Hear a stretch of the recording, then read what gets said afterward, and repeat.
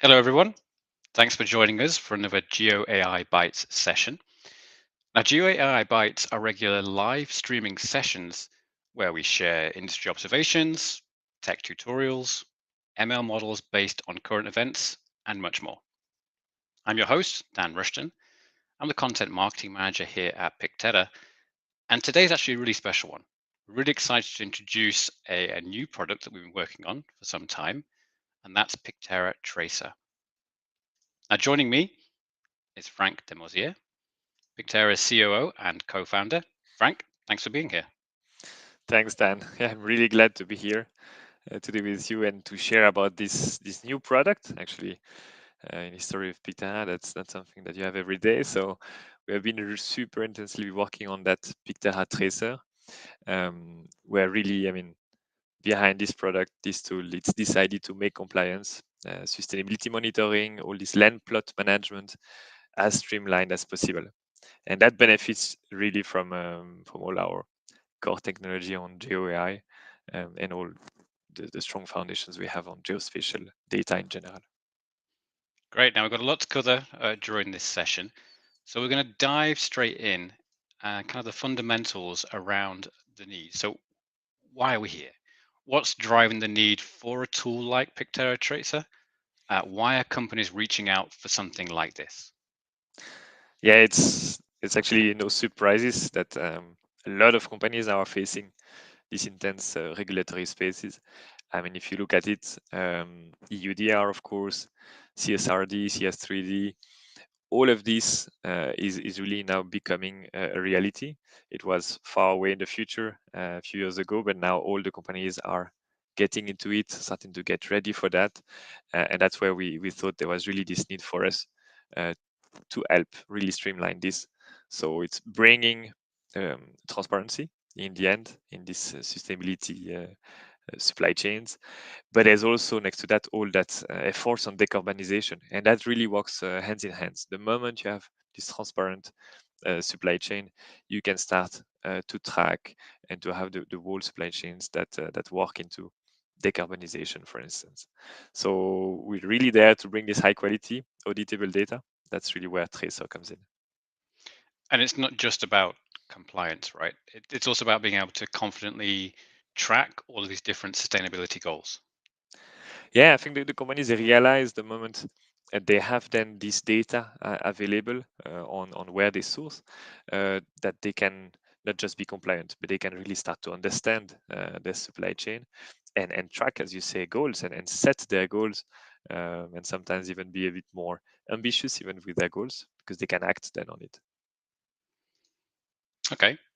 So that's looking at some of the kind of core needs, but let's maybe unpack some of the bigger challenges that actually companies are facing that are right in the middle of this. So right now, Frank, what's holding back companies in the areas of compliance and supply chain oversight? Yeah, actually, the big roadblock that we have seen actually with our customers was this lack of unified data standards. So in the end, you will have so many different flavors of just formatting the data that makes it a nightmare for all these companies to bring everything together in order then to start to do any analysis. So that first part is actually really a problem because it has to be error prone. It is error prone. You have to ensure some quality, and that's where on that aspect there has been a lot of solutions coming into the market, a lot of players that were quite focused on certain aspects of it, some analysis on how to gather information from the ground.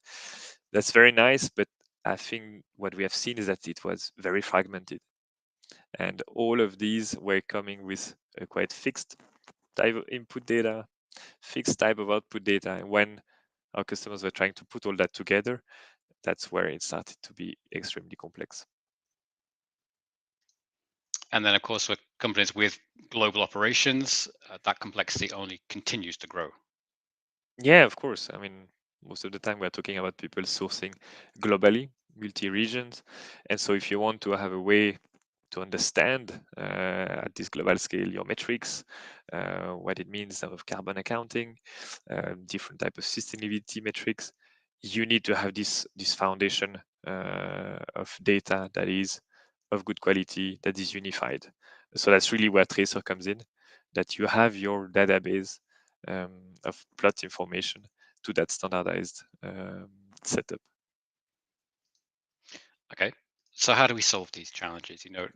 Let's talk solutions. What makes Tracer different from other tools, other solutions that are out there right now? But let's really decided that we start really from where the data stands and is. So meaning it will have some errors. It is in different type of formats. We take it from there, and then we bring it to the level where it's ready to be compliant with the different systems, for instance, EU traces for UD, and we make it scalable so that you are just handling a few different origins. Then to global operations, you should not see the difference there. So especially great for any companies who are tired of, piecing together all these disparate and different systems just to try and get a full picture.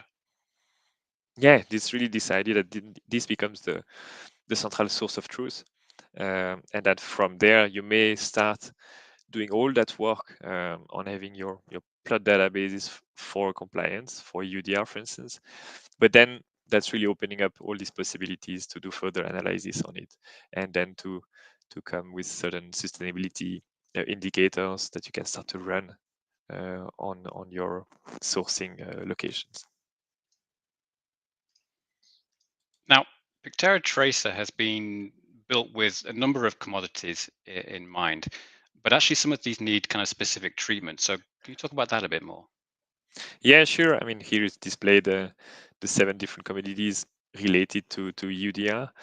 And so, I mean, what else we saw is that there's not one methodology fitting all. So we started to decline our methodology. So specifically when we look at the deforestation analysis and risk levels, that you have to make a bit more specific.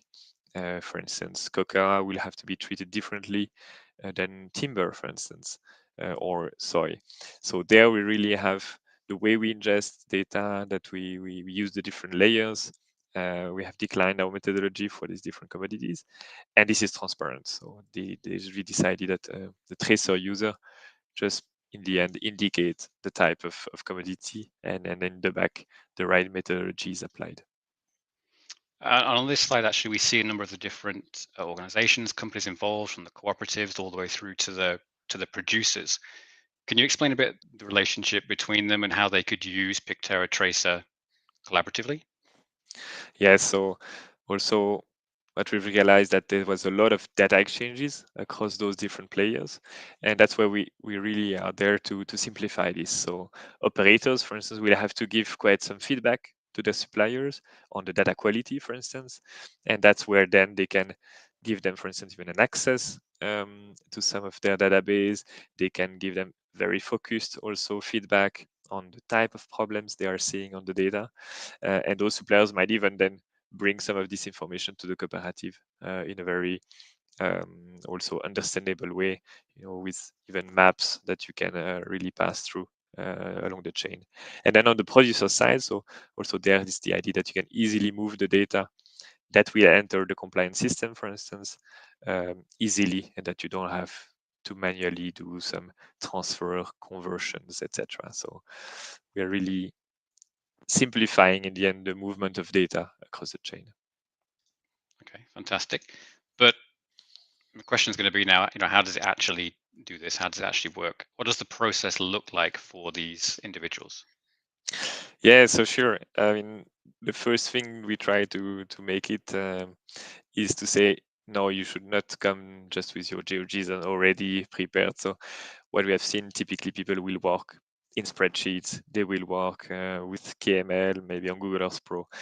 So that's where the data starts when it's collected.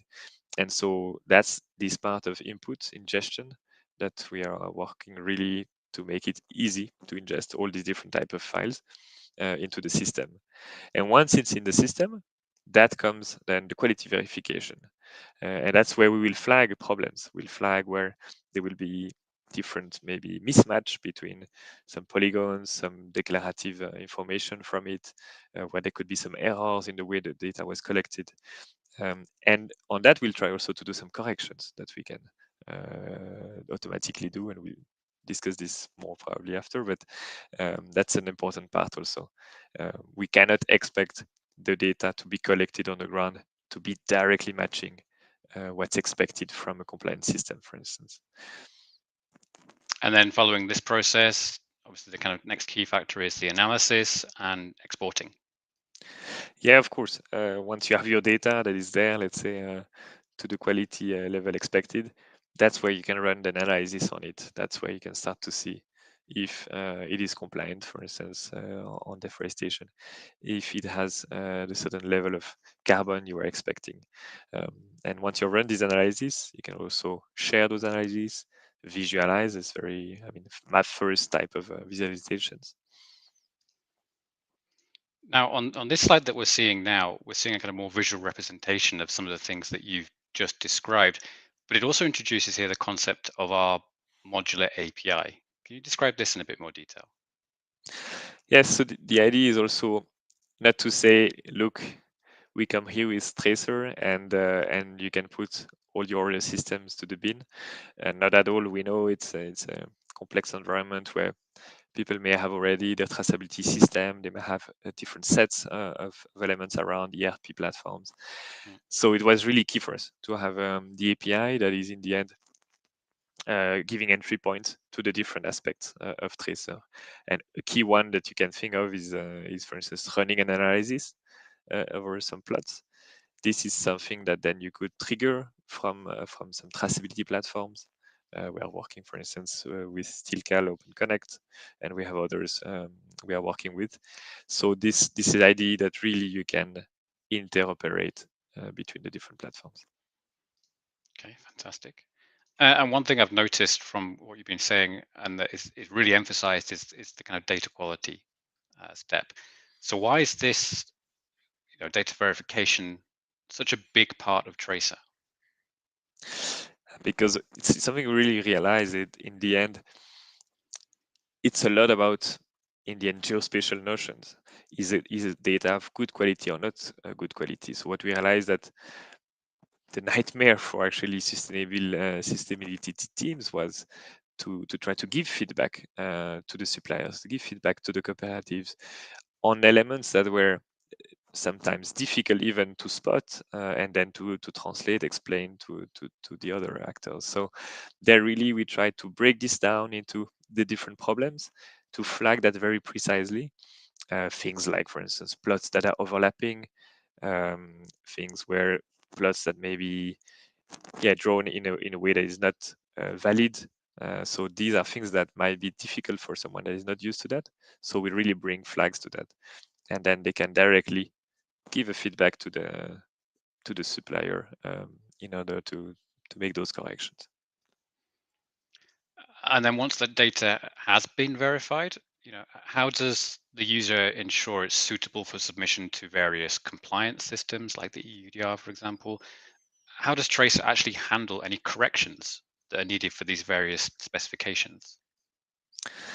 Yeah, so that's where we have some automatic corrections that are happening. Because as we're saying, you may get a polygon that is actually correct, and it would be tricky to tell the people that collected it that it is wrong, but it may be not suitable yet for some of the compliance systems. A typical example is, for instance, what you have here on the top right, where you have a hole in the polygon because there's a building that's not part of the field. Uh, However, this is really bringing a complexity that is not handled by some of the platforms. So you need to cut that into two. And so these corrections, we directly do them so that in the end, you don't have to care about those. You can just ensure the data is correct from A to Z, and we are modifying it along the way. Great. A really huge time saver, especially if you're dealing with a ton of, bulk data. Yeah, I mean, we've seen in the end that half of the data actually had errors in different sorts, problematics of quality, etc. So we needed to bring some automation into that in order to make it efficient. Fantastic. Now, I should say for those of you who are watching live and joining us live via LinkedIn, via YouTube, or indeed via Facebook, do please pop any questions that you have for myself or Frank into the various platform chat panels, and we'll get through to those at the end of the session. But let's move on to digitalization of the plots themselves. What if companies are using Picterra Tracer, they don't have reliable data for certain areas that they're working within? Yeah, and I mean that's maybe one of the aspects I'm the most excited about, because it's really making the link between our core technology, I mean GeoAI, and these specific aspects of plots and compliance. And one thing we have seen, and it is today, it's kind of an ongoing process of mapping in the end the world of plots, and that's not something you can just make happen overnight. And so we are still dealing with a lot of punctual data. So a lot of the plots are just points because they are small. It's not necessarily required by compliance system. But you'll need to go into that still the moment you want to report effectively on the carbon, for instance. So being able to extrapolate then a plot from a few information, you can have just this localization of the plot as a point and then an information on the surface is really key. And so that gives also a starting point for the suppliers, the cooperative, to then adapt, go back to the farmer, say, okay, here is it. Can you adapt it, correct it? So what we exploit here is really what we call the bubble gum. We are dealing there with imagery, where we are defining natural boundaries that can be found between different plots of lands, and like roads, like different patterns of trees, and these are exploited in order to come up with a plot, a plausible plot that then can be revised or edited by the suppliers, the cooperatives. And all of this work is in a no-code interface. Yes, exactly. So that's really the idea, that you don't have to be a GIS expert, neither a machine learning expert. So here is to come up with the right starting information, and then we'll do the rest. Fantastic. So let's talk about what happens after all this data is cleaned, it's verified, it's corrected. What does data management look like within Tracer? Yeah, in the end, you can really see this as your database of plots, so unified in the sense of the information it contains, the way you can navigate about it, and that's this update, this database that will be updated along the way. So the moment there will be some new information gathered from suppliers, new plots sourced, etc., you will keep that database up to date by ingesting the data, and that becomes then really the single truth for really all the plot information. That's making things much easier. Then you know that from that database, then you can start all your different analyses. So if you're looking to do deforestation risk or run a sustainability check, whatever it may be, all the data they need is right there. Yeah, exactly. Starting from that database, then you can apply the different analysis you're looking into. And speaking of which, when we look at the analysis section, what are some of the options that Tracer offers? What kind of information can companies actually achieve using this analysis? Yeah, so I mean, we talked quite a lot about deforestation in the frame of EUDR, but of course, you can do much more. So there's a lot going on regenerative practices, for instance. So you want to understand if those practices are actually done on the ground, which, for instance, plot of land would benefit from those practices, and to have a program to set them up. That are things that you can start to look at. You will see if there has been replantation program done on those parcels, if there have been, for instance, some replanting performed, some cover crops. So those are really like a big topic in itself, where a lot of companies are going after, because that's key for carbon, for sustainability, for really having this long-term view on those source of supply. And next to that, you have also some specific indicators on biodiversity that you can track, actually, where it's really interesting to look at things that are typically next to the plots, that could be really beneficiating also some farmers, all the aspect of natural capital accounting, where farmers could even get potentially an additional revenue from the natural capital that they are bringing next to their current crops. Fantastic. Now, finally, let's talk about visualization and the reporting side of things. So what's the user experience like at this final stage? So it's really an interactive interface on Tracer, where you can explore the plots visually. You can see the different information on the different risks. You'll see the different layers. You can have the different indicators if you have done some sustainability analysis. And all that is real time. So you can really trigger a different analysis by yourself. And then in one click, export the data for the UDR platform, for instance, or doing other type of reports. It's really designed to make quite complex and involved reporting processes easy. Yeah, that's really the idea. We want to make things efficient, easy, and to not have a barrier of entry in terms of capabilities, knowledge. So really making it used across the chain, across the board. Great. So we're going to look at a couple of examples of this actually in action in a second. But before that, let's wrap up what we've seen. Why should companies choose a product like Picterra Tracer?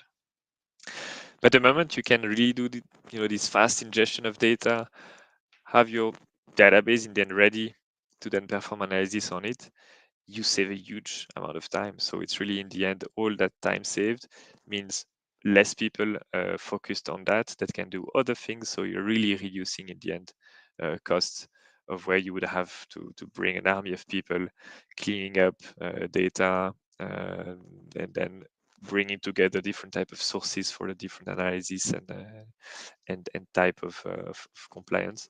So unifying this ends up saving a lot of time and cost. Great. So let's take a look at some real life use cases now. This is actually in action around the world. So, Frank, can you kind of tell us what's going on in this animation? What are we seeing here? Yeah, that is quite interesting because you see different type of information. So on one side, you will see the small dots actually that are actually trees that were planted in an initiative to remove carbon. And so there's the tracking of those trees to see that they are actually growing and that they are not dying on the spot. Next to that, you have this information that you see in these green zones that are actually generally the canopy status. So if that canopy has been preserved across the year so that you maintain an agroforestry system, or if there has been actually some some cuts into that you're changing from an agroforestry regime to just a pure regime with just single crops. That's what you get in red. So you monitor different things there at different levels, which are key to understand which farms are operating in which sense, and that's very important also for carbon accounting. That's very important also for bringing the right people on ground to in the end to incentivize the farmers going in the right direction. And then on this second example, we can see a lot of boundaries going on here. But what's going on here? Yeah, there was first a process of actually mapping, really mapping in the end the different plots. That gives you these boundaries of actually here coffee plots. And then that was actually combined with some information from the different farms, where there was really an assessment of the farming practices. So as I was mentioning previously, different biodiversity indicators were checked.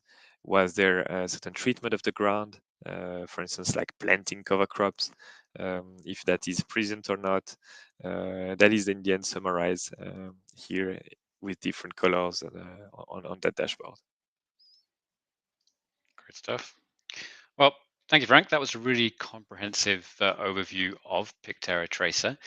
Now we're going to break to take a few questions from the audience. So, as a reminder, if you're watching live via YouTube, via LinkedIn, or indeed via Facebook, do pop your question into the appropriate panel within those platforms, and we'll take any questions now.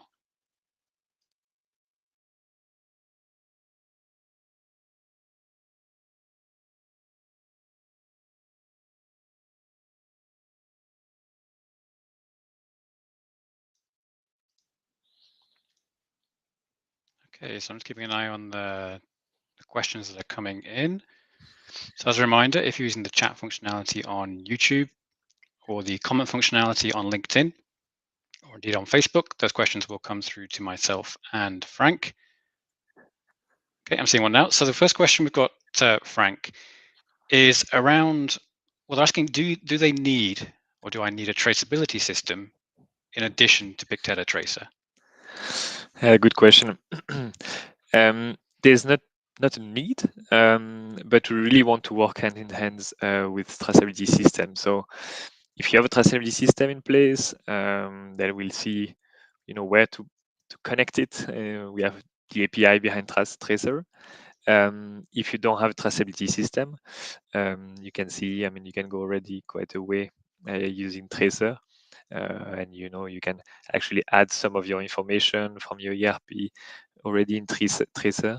So you can go, certain way like that. And then we could recommend also on traceability systems that could be adapted to your needs. Okay, great. Thank you. Good to know.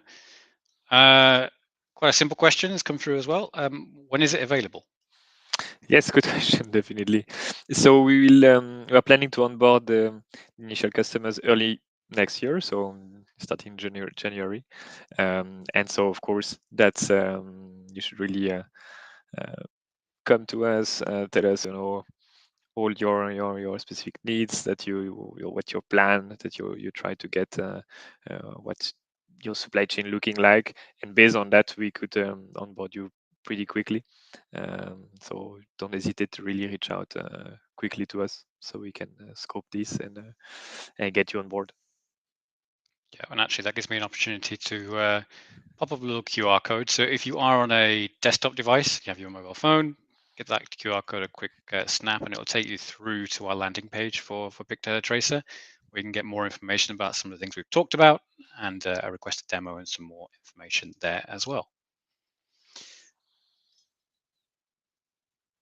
Okay, so we have another question that's come through from LinkedIn. Thank you. So does it accept different formats of data in terms of Excel, CSV, KMZ, KML, etc., etc.?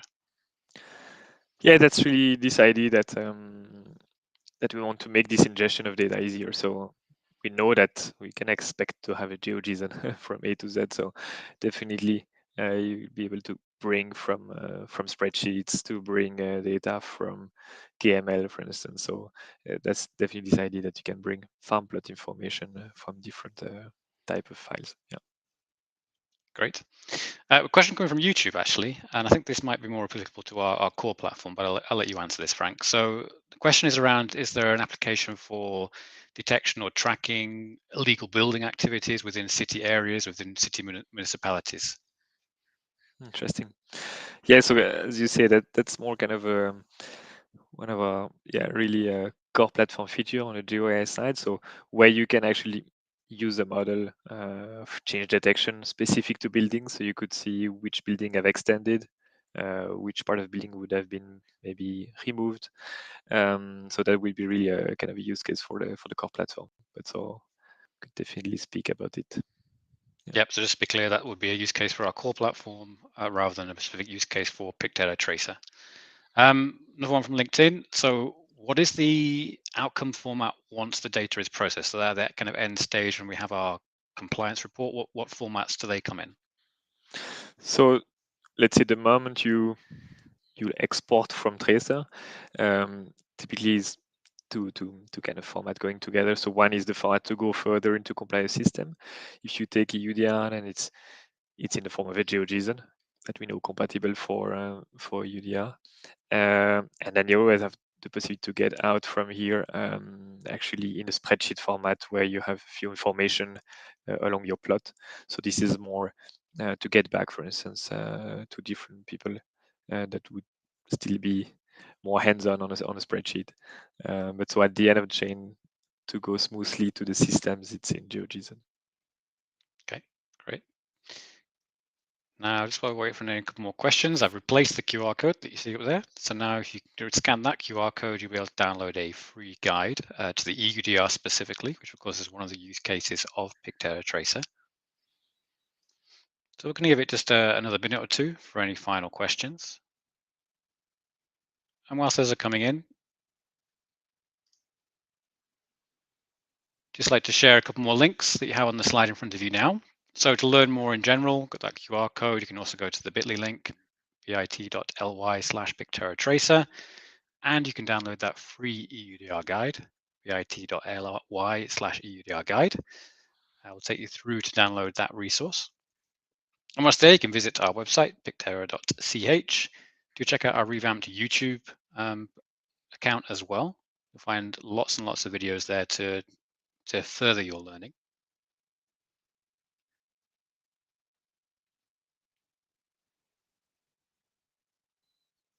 One final question. So if there is an ERP already in place, do I need to replace it with Picterra Tracer? This is similar to our first question we had, but perhaps subtly different. No, so we won't replace an ERP system, but we would nicely interface with it. So you could typically have some of the information, like the risk level, for instance, for a supplier and a certain set of plots to that supplier that could be fed back to an ERP system, for instance. The ERP system really has its own life, and we will really come and complement that, but we don't replace that. Okay, perfect. Well, I think that's just about all the questions, and we're pretty much at the end of our time now. So all that remains is to thank you so much, Frank, for providing all that Thanks, Dan. information to us. And thank you to everyone joining us today for this session of GeoAI Bytes.